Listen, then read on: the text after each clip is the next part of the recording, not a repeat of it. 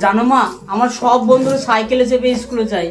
আমার আর ভালো লাগে না রোজ রোজ একা একা হেঁটে হেঁটে স্কুলে যেতে। আমি আর স্কুলে যাব না মা। তোকে নিয়ে আমার অনেক স্বপ্ন রে বাবা। তোকে আমি এক মস্ত বড় ডাক্তার তৈরি করবো। আচ্ছা বাবা, তুই কোনো চিন্তা করিস না, আমি দেখছি 2-4 দিনের মধ্যে তোর একটা সাইকেলের ব্যবস্থা করতে পারি কিনা।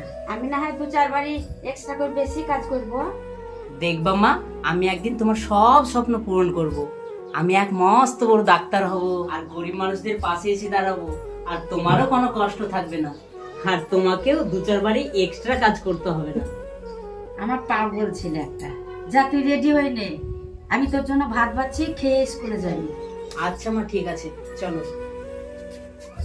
হ্যাঁ, আমরা গরিব, গরিবের সব স্বপ্ন পূরণ হয় না, তবুও মানুষ চেষ্টা করে যায়।